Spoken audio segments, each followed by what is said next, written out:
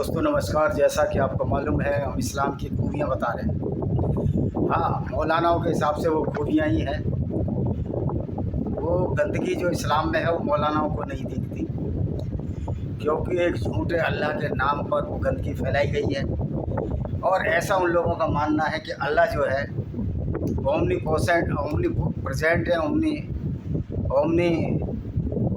Potent है और omni servant है। यानी कि वो हर काम कर सकता है, वो काबिज है, हर व्यक्ति पर काबिज है, हर नेचर पर काबिज है। ये अलग बात है कि वो अल्लाह ना तो नेचर का ABCD जानता है, ना इंसानियत का ABCD जानता है, क्योंकि वो अल्लाह है ही नहीं। अल्लाह का कोई एग्जिस्टेंस ही नहीं है। अल्लाह तो मोहम्मद ने अपने फ़ायदे के लिए बनाया था। दोस्तों, इस दुनिया में 5000 तरह के धर्म आए और चले गए। वैसे धर्म कहना अनुचित होगा। संप्रदाय आए और चले गए, सबके अलग अलग भगवान हैं। किसी का ईश्वर है, किसी का अल्लाह है। अल्लाह वाला ईश्वर को नहीं मानता, ईश्वर वाला अल्लाह को नहीं मानता। तो ये तो आपको समझ में आ गई होगी, सारी जो रिलीजन है ये इंसानों द्वारा बनाए गए हैं। ये इंसानों की खुराफात है, इंसानों की करामात है। और ये हम इंसान ही हैं। जो किसी भी इंसान को जो जन्म लेता है, जो मरता है, उसको भगवान कहते हैं। जबकि किताबों में वो ये पढ़ते हैं कि ईश्वर ना जन्म लेता है, ना पैदा होता है, वो निराकार होता है, उसका कोई आकार भी नहीं होता। तो ये सब हाइपोथेसिस हैं, ये विचारधाराएं हैं, इनका वास्तविकता से कोई लेना देना नहीं है। ये हमारा क्लेम होता है कि अल्लाह है, ये दावा है, लेकिन प्रूफ कोई नहीं है। तो जिस चीज़ का प्रूफ नहीं होता उस चीज़ को माना भी नहीं जाता। अब सवाल ये है कि इसको जब अल्लाह का प्रूफ नहीं है तो मोहम्मद ने इस इस्लाम को अल्लाह के नाम से कैसे बढ़ाया? तो ये सोचने की ज़रूरत है। जब हम कोई अपना मत चलाते हैं, निश्चित तौर पर उसमें अपने कुछ स्वार्थ छिपे रहते हैं हमारे। मैं सोचता हूँ सनातन वैदिक धर्म में भी वर्ण व्यवस्था की क्या जरूरत थी कि कोई व्यक्ति शूद्र हो जाएगा, कोई व्यक्ति ब्राह्मण हो जाएगा कर्म के हिसाब से, या कोई व्यक्ति क्षत्रिय हो जाएगा जो सिर्फ लड़ेगा। वो तो अपने आप डिनोमिनेशन हो जाएगा। अगर वो लड़ेगा तो सैनिक कहलाएगा। आज जो व्यवस्था चल रही है, क्या सनातन धर्म के उन 4 वर्णों पर चल रही है? क्या आज सो कॉल्ड जन्म से जो जातियाँ बना दी हैं, जिनको शूद्र बना दिया है, क्या वो प्रोफेसर नहीं है? क्या वो वैज्ञानिक नहीं है? तो फिर उनको तो वेदों के हिसाब से तो ब्राह्मण कहना चाहिए। लेकिन क्या आप मानने को तैयार हैं? आपके दिल में ये चीज़ है? आप बाहर से भले ही कहते हैं, लेकिन अंदर से कोई चीज़ नहीं है, क्योंकि आप उस सच्चाई और विचारधारा को मान ही नहीं सकते जो इंसानियत के फ़ायदा, इंसानियत के बराबरी का दर्जा दे, क्योंकि उससे आपके अहम की तुष्टि नहीं होगी। आपका अहम जो तुष्ट है, जो सर्वश्रेष्ठ होने का, मैं समझता हूँ कि आपकी जो बायोलॉजिकल डिमांड है या बायोलॉजिकल एसेंशियलिटी है या बायोलॉजिकल रेफरेंस स्ट्रक्चर्स है, वो तो इन चीज़ को नहीं मानता। कोई जन्म से ऊंचा और नीचा हो जाएगा, ये किस तरह की बात है? क्या जन्म से ऊंचे वाले मुख से? और मज़े की बात है, ब्राह्मण ब्रह्मा के मुख से पैदा हुए। अगर ये मुख से पैदा हुए हैं ब्राह्मण, ब्रह्मा के से, तो मुख में तो कोई दिमाग नहीं होता, ब्रेन में दिमाग होता। अगर ब्रेन से पैदा हुए तो बुद्धिमान जाने जाते। मैं लोगों की जो कॉन्सेप्ट है उसके बारे में बात कर रहा हूँ। ये कॉन्सेप्ट भी कहीं ठहरती नहीं है कि कोई हाथ से पैदा हुआ, कोई सिर से पैदा हुआ, कोई पैर से पैदा हुआ। इस तरह की बेसिर पैर की बातें से साबित होता है ये संप्रदाय सब हम ही ने चलाए हैं। लेकिन सनातन वैदिक धर्म की एक जो चीज़ है, जो वेदों के हिसाब से, बाकी पुराण तो रद्दी के टोकरे में फेंक लाए हैं, जिसमें ऊंच नीच की भावना अगर कहीं है कत्ल की, तो ऐसी किताबों को कोई फ़ायदा नहीं है। इन किताबों को पढ़ना छोड़ दो, इनको इग्नोर कर दो। वेदों में एक चीज़ है, जो वसुदेव कुटुंबकम की जो कॉन्सेप्ट है, वो एक मानवता की कॉन्सेप्ट है। इसको तो ना मुसलमान खारिज कर सकता, ना हिंदू, ना ईसाई, ना यहूदी, क्योंकि ये कॉन्सेप्ट यूनिवर्सल कॉन्सेप्ट है। ये सार्वभौमिक तथ्य है कि अगर हम पूरी दुनिया को अपने परिवार मानेंगे तो उसमें लड़ाई झगड़े होंगे नहीं। ये उनकी एक आइडियल स्टेज है, आदर्श है। लेकिन इस्लाम में ऐसा कोई आदर्श नहीं है। इस्लाम में वही आदर्श है जो मोहम्मद के फ़ायदे के लिए था। और हर जो आइडियोलॉजी है अपने लिए कुछ विशेष स्थान छोड़ दिए जाते हैं जिससे उनका पीढ़ी परांतर फायदा होता रहे, उनका नाम चले। मोहम्मद भी जब बचपन में था वो यहूदियों के मेले में जाता था, ईसाइयों के मेले में जाता था और वो जीसस के किस्से सुनता था, डेविड के किस्से सुनता था, इब्राहिम के किस्से सुनता था, जोसेफ के किस्से सुनता था। उसके मन में पराकाष्ठा हुई इस बच्चे की जिसकी माँ मर चुकी थी बचपन में ही, और जिसको अपनी माँ ने अमीना बी ने पैदा होने के बाद दाई हलीमा को भेज दिया। हलीमा ने भी इसको वापस कर दिया क्योंकि इनको मेंटल फिटनेस नहीं थी। इनको दौरे आते थे मिर्गी के, और मिर्गी के दौरे आने के फलस्वरूप कई आए तो कहता मेरे कानों में टन टन की आवाज़। तो इसको नॉर्सिज्म का रोग बोलते हैं। आत्म मुक्ता का रोग किसी व्यक्ति में हो जाए, वो व्यक्ति कितना भी कमज़ोर हो लेकिन वो हार मानने को तैयार नहीं होगा। वो कहेगा नहीं, सबसे मैं मजबूत हूँ। तो इस तरह की मोहम्मद में भी भावना आ गई। इसको भी इच्छा हुई होगी बचपन में कि मेरा भी इस तरह नाम हो। तो 40 साल तक तो मोहम्मद ने कुछ नहीं सोचा, लेकिन जैसे ही 40 साल हुए थोड़ी मैच्योरिटी बढ़ी। इन्होंने गैब्रियल फरिश्ते को जिब्रील बनाया, एक काल्पनिक कहानी अल्लाह के नाम से गढ़ ली और आयतें आने लगी जिनको कि कुरान के नाम से हम जानते हैं। और ये आयतें भी कोई जिब्रील फरिश्ता नहीं लाता था, बल्कि इसका जो चचेरा साला था खदीजा बिन खुवैलिद का भाई जो ईसाई था। खदीजा बिन खुवैलिद भी ईसाई थी, बाद में मुसलमान बनी। तो 15 साल इसके साथ वो एज ए क्रिश्चियन रही और 55 साल की उम्र में वो इस्लाम में आई जब ये 40 साल का हो चुका था। तो 40 साल के मोहम्मद को इस्लाम का वायरस काटा। तो इसका वर्का बिन नोबेल आयतें लाता था सारी की सारी, वही पट्टी पढ़ाते थे। और जब वर्का बिन नोबेल मर गया तो आयतें आना भी बंद हो गई। मोहम्मद बड़ी चिंता में रहते थे। तो इससे साबित होता है कि झूठ और जो फ्रॉड है इस्लाम के नाम से फैलाया गया, मोहम्मद ने अपने फ़ायदे के लिए फैलाया। तो इस्लाम में जो खुदगर्जी का क्या गुण था? खुदगर्जी का गुण था एक संगठित गिरोह बनाया जो हमने कल बताया। दूसरा, इस संगठन के आधार पर सारे कार्य ऐसे किए गए जो किसी भी दृष्टि से कानून की दृष्टि में उचित नहीं है, भारतीय संविधान की दृष्टि में उचित नहीं है और किसी भी गैर इस्लामिक मुल्क की दृष्टि में उचित नहीं है। भारतीय दंड संहिता के अनुसार जो profit Mohammad so-called profit Mohammad के कार्य थे वो सारे नॉन अवेलेबल वारंट वाले कार्य थे। यानी उनको मोहम्मद जैसा व्यक्ति अगर मोहम्मद की शिक्षा पर ही चले तो ज़मानत ही नहीं मिलती है। नहीं हो कुमार के कातिलों को ज़मानत मिल गई, ये हमारे सिस्टम की खामी है। बाकी भारतीय दंड संहिता तो कातिल को जमानत का कोई प्रावधान नहीं है। और इन कातिलों को क्यों छोड़ा जाता है, ये हमारी न्याय व्यवस्था पर एक प्रश्नवाचक चिन्ह है। इसमें भी सुधार होना चाहिए और ये हमारा ये अधिकार है कि हम न्याय व्यवस्था की भी खामियों को उजागर करें, क्योंकि कानून और कायदे तो हमेशा मानवता की भलाई के लिए होते हैं।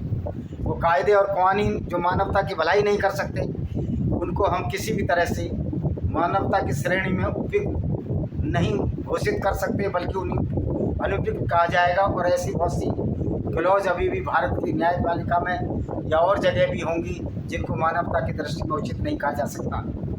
क्योंकि अगर कुरान की कोई सच्चाई बताता है तो ब्लेस्फेमी कैसे आ गई? तो ये कानून की कुछ खामियां हैं और इनको दूर करना चाहिए।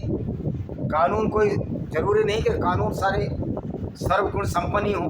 कानूनों में भी बहुत खामियां होती है कि इंसानों द्वारा बनाई जाती है और इंसान स्वार्थ का पुतला है। बहुत कम इंसान ऐसे हैं जो सभी का भला सोचते हैं, जिनको कि महान पुरुषों की हम श्रेणी में रख सकते हैं। लेकिन मोहम्मद ने कभी दूसरे का भला नहीं सोचा, तो इसको महान पुरुषों की श्रेणी में क्या, इसको तो हम एक अच्छे आदमी की भी श्रेणी में नहीं रख सकते। प्रॉफिट होने का दावा करने वाला खुद ही प्रॉफिट कभी नहीं हो सकता। ये उसके गुणों, उसके कार्यों, उसने जो कार्य किए मानवता की रक्षा के लिए किए या मानवता का विनाश के लिए किए, उसके आधार पर, गुण दोष के आधार पर किसी व्यक्ति को अच्छा माना जा सकता है। तो ये अल्लाह की परिकल्पना तो झूठी थी, जैसा कि हमने बताया मोहम्मद ने बनाया। क्योंकि सबसे बड़ा प्रमाण ये है कि अल्लाह झूठा है, क्योंकि अल्लाह को ये कहा गया है कुरान में कि अल्लाह दुनिया को बनाने वाला है।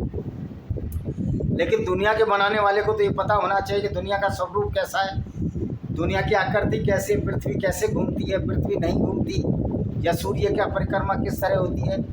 लेकिन कुरान का अल्लाह ये कहता था कि पृथ्वी चादर की तरह चपटी है और पहाड़ ऊपर से गाड़ दिए हैं। मैंने जैसे ही कल बताया था आपको कि पहाड़ जो है वो पृथ्वी का जो एस्थेनोस्फीयर होता है, एक लिथोस्फीयर होता है, जो एथोनोस्फीयर होता है, जो ऊपरी क्रस्ट से जो नीचे होता है, जिसको कि हम मेंटल कहते हैं। मेंटल में जो एथोनोस्फीयर होता है, जिस पर कि हमारी ये प्लेटें घूमती हैं, जो करीब 16 बड़ी प्लेटें और 35-36 छोटी प्लेटें हैं, जब ये आपस में टकराती हैं तो 5 तरह के पहाड़ मैंने बताए थे। वो मेरा पिछला वीडियो किसी भी चारों चैनल में से देख लेना, आपको मिल जाएगा। तो कुरान के अल्लाह को तो यही नहीं पता था पहाड़ कैसे बनते हैं। दूसरा, कुरान का अल्लाह ये भी नहीं जानता था कि पृथ्वी स्थिर है या नहीं। कुरान के अल्लाह के हिसाब से पृथ्वी स्थिर है और सूर्य उसके चारों तरफ घूमता है, क्योंकि मोहम्मद ने देखा होगा सूरज पूरब से पश्चिम आता है। तो ये सारी जो करामात थी मोहम्मद की थी, और मोहम्मद ना कोई प्रॉफिट था, ना कोई वो महापुरुष था। हाँ, झूठ बोलने में उसका सानी नहीं था, उसने लगातार झूठ बोली। एक ऐसा घोड़ा बुर्राक नाम का, जिसका पीछे का हिस्सा घोड़े जैसा और आगे का हिस्सा लड़की जैसा था। मैंने पुराने ज़माने में क्या 10-20 साल पहले ऐसे बहुत से चित्र देखे नाइयों की दुकान पर, खासकर मुस्लिमों की नाई पर बुर्राक नाम का जानवर। ऐसा जानवर तो मैंने कहीं पढ़ा नहीं, मैंने तो मास्टर डिग्री प्राणी विज्ञान में ली है। तो मैं दावे से कह सकता हूँ कि मोहम्मद किसी यात्रा पर नहीं गया था, वो एक झूठ बोल रहा था, क्योंकि इस तरह का कोई जानवर नहीं है। तो अब आते हैं मूल मुद्दे की बात। तो इस्लाम ने जो संगठित गिरोह बनाया, वो लालच के वसीभूत बनाया, और पूरे के पूरे इस गिरोह को एक अपराधी गिरोह का नाम दे दिया। मोहम्मद ने वो कार्य किए जो किसी भी श्रेणी में अपराध की दृष्टि में आते हैं। मतलब पूरी दुनिया के गैर मुस्लिमों को सिर्फ इसी बात पर कत्ल कर देना कि वो इस्लाम में विश्वास नहीं रखते, कुरान में और झूठे अल्लाह में विश्वास नहीं रखते। ये अल्लाह झूठा क्यों है, ये फ्रॉड क्यों है, कल्पना क्यों है, ये मैंने अभी बता दिया। और बहुत सारी मेरी वीडियो पड़ी हैं, आप देख लीजिए। उसमें डेफिनेटली चैलेंज है कि अल्लाह अगर वास्तविक कोई चीज़ नहीं है, काल्पनिक है, मैं इसको प्रूव कर दूंगा बार बार। तो झूठे अल्लाह के नाम पर उस संगठित गिरोह से क्या काम कराए इन्होंने? पूरे के पूरे ऐसे काम कराए जो कि क्राइम की श्रेणी में आते हैं। यानी गैर मुस्लिमों को कत्ल करना, चैप्टर 9 की 5 यही कहती है, चैप्टर 5 की 33 भी यही कहती है। और कुछ आयतें इन्होंने ऐसी लिखी जब मोहम्मद मदीना मक्का में था, जिसको ये मौलाना बार बार सामने लाते हैं। लकुम दीन वलिया दीन, और लकुम तुम्हारा धर्म तुम्हारे लिए, हमारा धर्म तुम्हारे लिए। ये जब था जब मोहम्मद से यहूदियों ने बोला कि आप झूठे रास्ते पर चल रहे हो, ये आपका रास्ता सच्चा नहीं है। यार वैसे तो यहूदी धर्म का जो उत्पत्ति चैप्टर है जेनेसिस, वो भी झूठा है। जेनेसिस की नकल ही इस्लाम में हुई है। जेनेसिस में 6 दिन में पूरी कायनात, पूरा यूनिवर्स बना दिया, सूरज चांद, जबकि ऐसा तो है नहीं। पृथ्वी और सूर्य का तो जो विकास हुआ है वो तो मिलियंस ऑफ खरबों वर्ष में हुआ है। और जो लोग कहते हैं कि हमारे जैनों के तीर्थंकर बहुत पुराने हैं, 15 लाख या 20 जो भी इनका वर्ष है, तो भाई हम 2.5 लाख वर्ष पूर्व तो ऐसा इंसान बना जैसा मैं हूँ, होमो सेपियंस।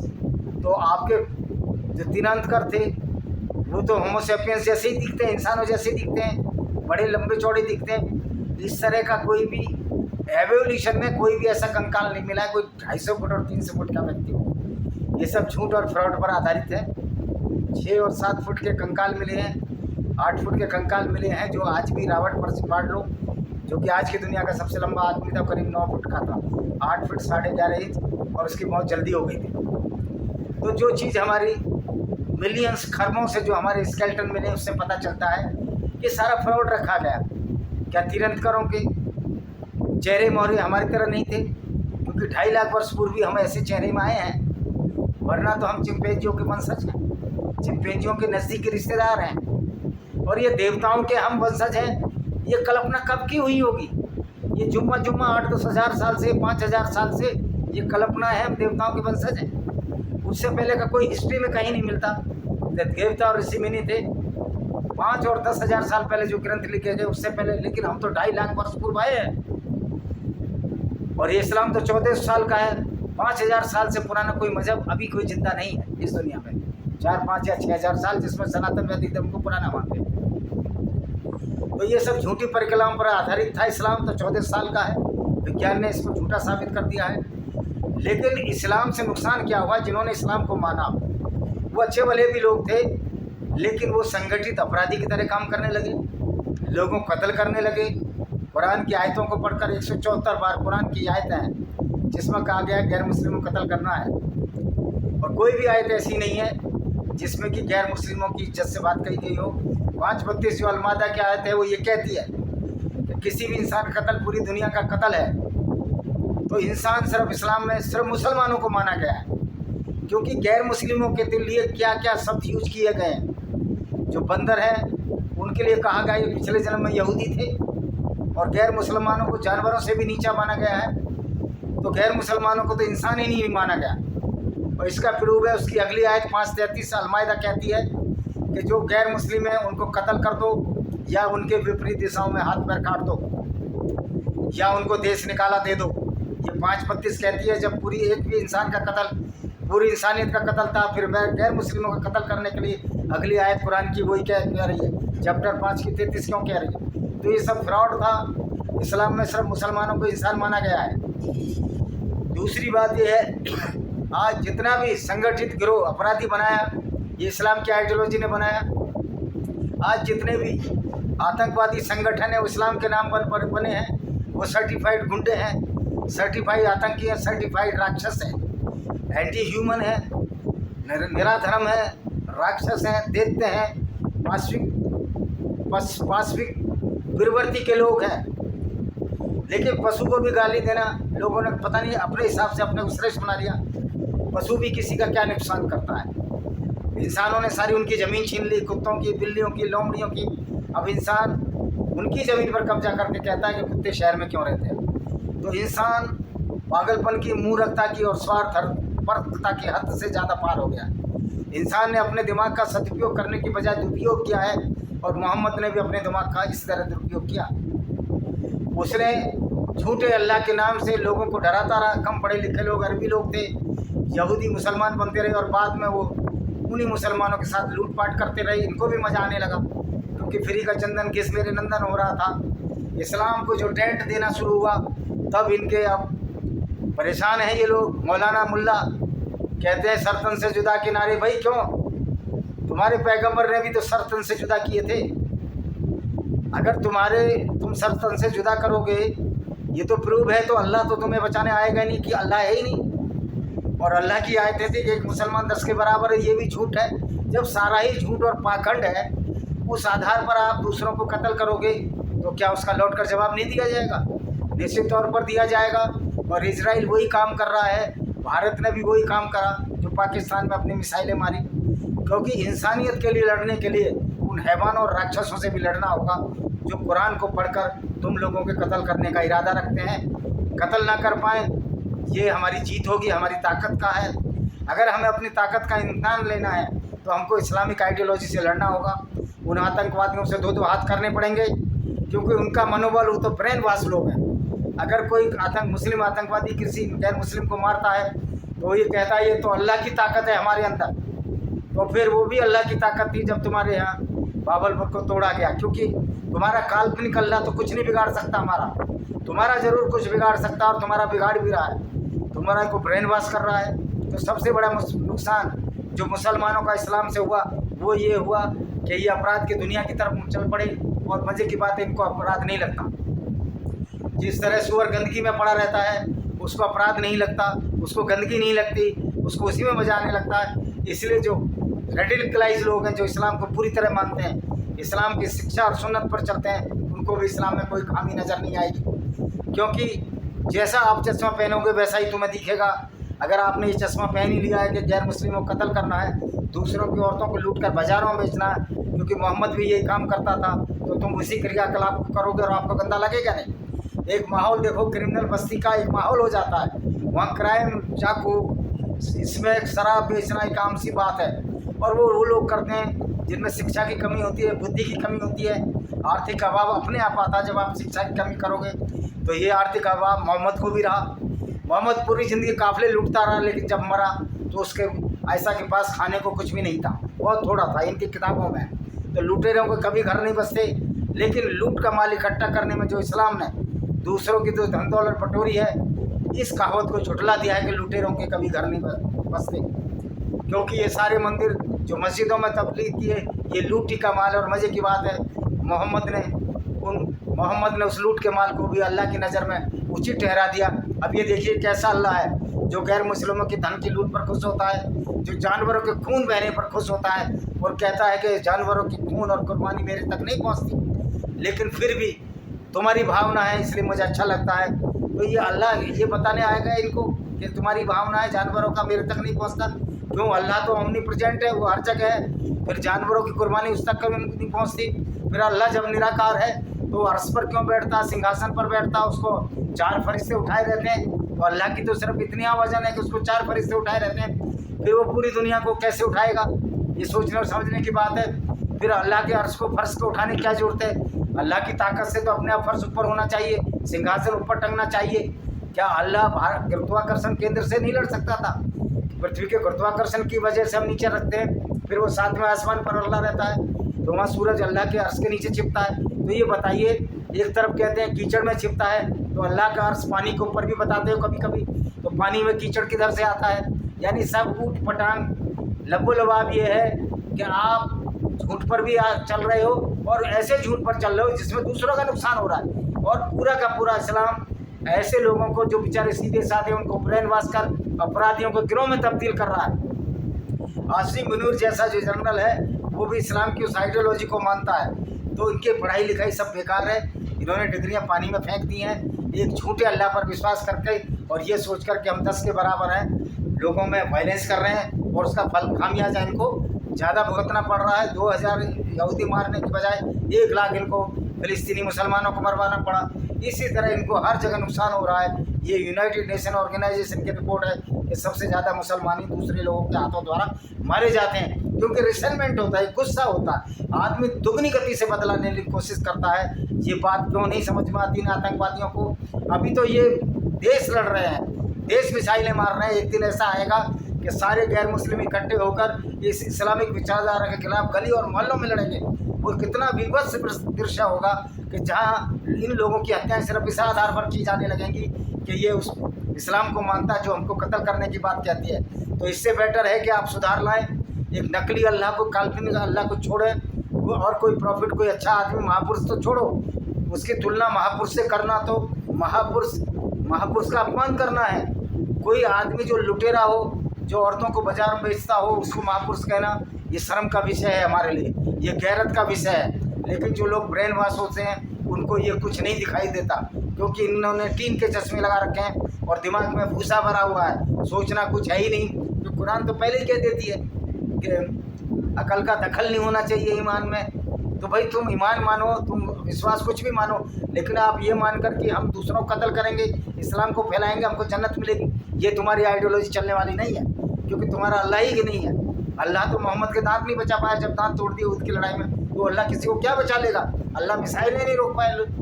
और तुम कह रहे हो जेट 5 वो गिराए F-16, भैया किधर गिरे F-16 तो वहाँ गई नहीं। जो मिसाइलें दागी थी हवाई जहाज से ही दागी गई, एयर टू अर्थ दागी गई, लेकिन 200 किलोमीटर अंदर दागी गई, बॉर्डर के अंदर से दागी गई। तो तुम्हारे तो कोई ड्रोन आया ही नहीं जो हमारे हवाई जहाज को गिरा ले। तो ये झूठ, इसी तरह इस्लाम झूठ पर पलता है, झूठ को मानता है। और अभी भी पाकिस्तान के बाद मुस्लिम कहते हैं हम कलमा को हैं। तुम कलमा को हो, तुम इसलिए कलमा को हो कि तुम्हारे माँ बाप डरपोक थे, कायर थे, तलवार के डर से सलवार पहनी, तुमको ज़बरदस्ती कलमा पढ़ाया गया। तुम ऐसे मुसलमान हो जिनको मार मार कर मुसलमान बनाया गया, मार मार कर तुम्हारी मुसलमानी खतना की गई और तुमको मुसलमान बनाया गया। तो आप इस गंदगी से बाहर निकलिए, आप इंसान हो, आप सुअर नहीं हो जो गंदगी में पड़े रहकर ये सोचो कि मुझे मज़ा आ रहा है। आपको अपने दिमाग की नसें खोलो और भाईचारे की भावना का उदय करो। कोई अल्लाह नहीं है, कोई इस तरह की दुनिया को बनाने वाला नहीं होगा जो दो नज़र से देखे, यानी कि मुसलमानों को प्यार दे और दूसरों को दुत्कार दे। ऐसा कोई क्रिएटर है नहीं, और क्रिएटर कौन है? ये नेचर है, सबको बराबर देती है। लेकिन कुरान का अल्लाह बराबर देना नहीं चाहता। आपको ऑक्सीजन बराबर देती है, लेकिन अल्लाह तो जान की बाजी, यानी इनको कत्ल करने के लिए कहता है। तो वो बेचारे ऑक्सीजन बिना मर जाएंगे, तो फिर ऑक्सीजन का खपत भी कम हो जाएगी। तो ये नेचर विरुद्ध है इस्लाम, ये इंसानियत के विरुद्ध है। और इस्लाम की सबसे बड़ी जो गलती है या खूबी है वो ये है कि एक अच्छे भले आदमी को ये बिगाड़ की तरफ ले जाती है, उसको भटकाती है इंसानियत से। और वो रास्ता जो जाता है झूठी जन्नत के चक्कर में, वो रास्ता एक ऐसा रास्ता है जो सिर्फ और सिर्फ अपराध की गलियों की ओर जाता है। इसी के साथ मैं हूँ विजय कुमार पाल। मेरी किताबें पढ़ लीजिए। यह है लेमेंट ऑफ सिंजान। 10, 11, 12 किताबें हैं मेरी, 10 आ चुकी हैं, 2 आने वाली हैं। उनको भी ज़रूर पढ़िए, जिसमें मैंने कुरानिक एरर ऑफ कुरान्स लिखी है। उसका नाम है कॉलोड्रम ऑफ एम्प्टी कॉलोड्रम विदाउट विजडम, यानी कि ऐसा कड़ा है जिसमें बुद्धि नाम की चीज़ नहीं है। एम्प्टी ब्रेन, जो कि हमारे मुसलमानों का अब इस्लाम को पढ़कर हो गया है, तो उसको भी ज़रूर कर दीजिए। इसके साथ मैं इस वीडियो को विराम देता हूँ। वंदे मातरम। जय हिंद। आपका दिन शुभ हो।